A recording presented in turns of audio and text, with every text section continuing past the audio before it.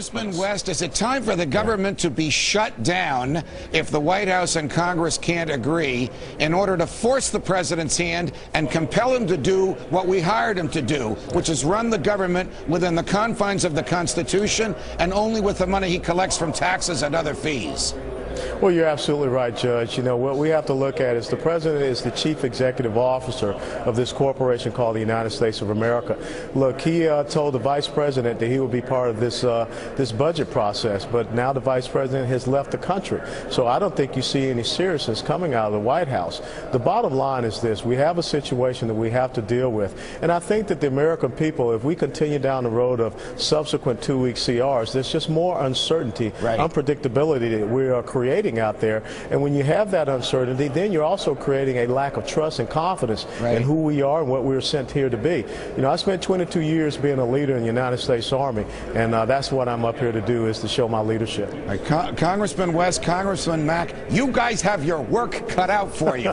Thanks for the time. Thanks for the time you spent with us on the Glenn Beck program. We truly appreciate it. Thank you so much, Judge.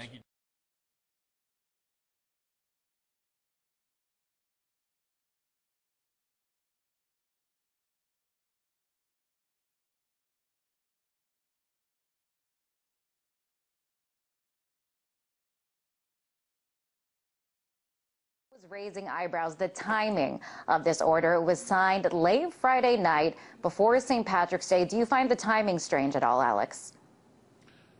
Well, it's clear that they didn't want the public debating this or looking at this, just like the National Defense Authorization Act was signed in the afternoon on New Year's Eve, December 31st, 2011. Obama had said he didn't want to sign it. Then it turned out he demanded that the provision for secret arrest of citizens and secret killing and torture be added. You know, people ask, is this martial law? Yes, we've been under a soft form of martial law with secret arrest, warrantless spying, protesters getting beaten up, all of these type of things going on for a long, long time. Now they're telling us torture's good, secret arrest of citizens is good, the government taking over infrastructure is good.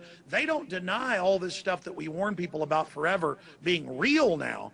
You know, before they laugh at you and say it wasn't real. Now it's real, but you're still a conspiracy theorist if you don't trust them. Well, then all the founding fathers of this country were conspiracy theorists. And the last thing I want to say is this. Throughout history, governments have gotten out of control and hurt people. And I want everybody to understand, this is not even America doing this. The same banks you see openly appointing presidents and prime ministers in Europe, the same mega banks announcing world government, are the people that have captured America. It's these oligarchs that are doing this while they sit offshore playing our nations off against each other. We need to come together against the New World Order global crime banking syndicate and restore our country's sovereignty before World War III is started. And the good news is the military and police and others that I talk to are waking up in droves. And that's why the system's trying to accelerate their takeover and trying to sign these pieces of legislation in the dead of night before a holiday when they think people will be too drunk to notice. Alex, I do want to switch now to another topic. I know you have very strong opinions about this. Also has to do with government expanding powers. It's NSA's newest and biggest surveillance program. It's called Total Information Awareness. The program targets all kinds of electronic information from around the world. So this includes emails, tweets, texts, phone conversations, you name it, from U.S. citizens. And here, what you're looking at here is the center in Utah. It's being called the biggest spy machine ever in existence. Alex, should citizens be concerned about how the government is handling this wealth of information that they will now have? Well, just 5 years ago, Bush denied they were doing this because it was illegal. And now I saw Wired magazine just a few days ago, and they said, watch what you say. And then they had the Secretary of Defense, they had the CIA director in there, Petraeus, saying, oh, we're working with industry to have bugs and tracker systems built into all appliances. Your dishwasher is going to be listening to you. Watch what you say. We don't need warrants anymore. Just like they say they'll secretly arrest us. Just like they say they'll kill us. I mean, they're just flaunting all this tyranny in our face now. The head of the CIA, it's illegal, by the way, to have them involved domestically. Doesn't care. He says, yeah, The CIA is watching you, America.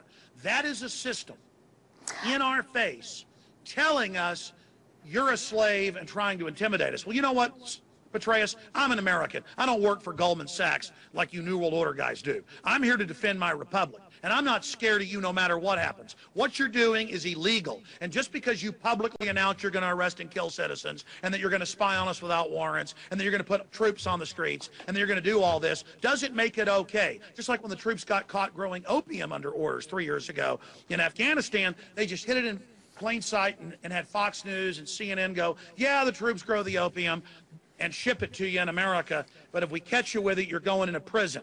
I mean, think about how they hide it in plain view. Yeah, we torture. Yeah, we spy on you. Yeah, we do all of this, but it's no big deal. Get used to it. You know what? We're not going to get used to it. You're indicting and convicting yourselves, globalists, that you're a bunch of un-American traitors, and the people are waking up to what you're doing. You have robbed this country blind of tens of trillions of dollars through the banker bailout. You're trying to conquer the U.S. through financial Alex, I do want to bring in the justification for some of this. I want to play this soundbite from you. It's from the Defense Secretary, Leon Panetta. Here's what he has to say about cybersecurity. The next Pearl Harbor that we confront could very well be a cyber attack that cripples our power systems, our grid.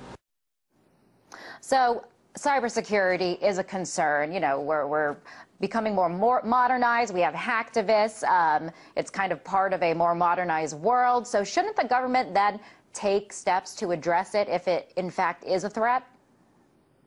Yeah, the U.S. and Israeli government launched the Stuxnet on Iran, and now are using the Stuxnet as a reason to have the government take over all the infrastructure and the internet and put kill switches in all of the devices, when they're the ones that have been caught before launching false flags against the internet structure.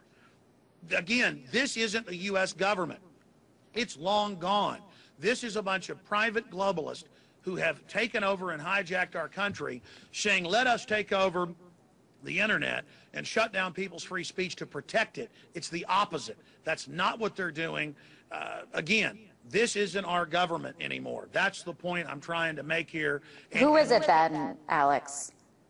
Do what? Who is it then if it's not our government that's doing this? It is 6 megabanks, Goldman Sachs, JP Morgan Chase, and a handful of others that openly have announced a Bank of the World. The Economist magazine admits they've got a Goldman Sachs takeover of Europe, hostile takeover of Europe. It's a private corporate fascist group that have bought off our governments and gotten control of our militaries. They control Europe, they control England, they control Australia, they control the United States. And everybody better look out, including those of us inside the empire, because these crooks know that they've got to fully take over or they're going to end up all going to jail. These are crooks. These are crazy bankers that make 40-to-1 bets with their own customers' money who have nuclear weapons. They are completely full of bravado and chutzpah, and everybody better look out. And here's the bad news. Appeasing them won't make them back off. It'll only make them get crazier. They're running wild. And we are going to be talking more about that later in the show, just how special interests affect our government and whether or not democracy is as present today as it has been in the past. Alex, pleasure to have you on the show. That was Alex Jones, host of The Alex Jones Show.